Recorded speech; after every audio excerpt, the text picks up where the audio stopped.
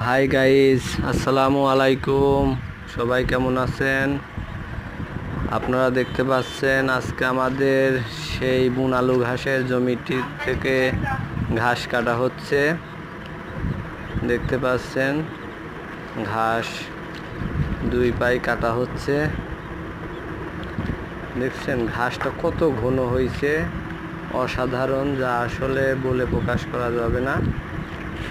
আপনারা যারা পতিত জমি ফেলে রাখছেন তারা আমার মতো এই ঘাসটা এইভাবে চাষ করতে পারছেন। যে ঘাস কাটছে এটা আমার গরুর খামারের একদিনের ঘাস। আপনারা দেখতে পাচ্ছেন, দেখুন অসাধারণ ঘাস হয়েছে। আসলে বলে প্রকাশ করা যাবে না যে এত ভালো ঘাস। ঠিক আছে, আপনারা সবাই ঘাসগুলো কাটতে পারেন। আমরা আমাদের গরুকে কেটে কেটে খাওয়াচ্ছি।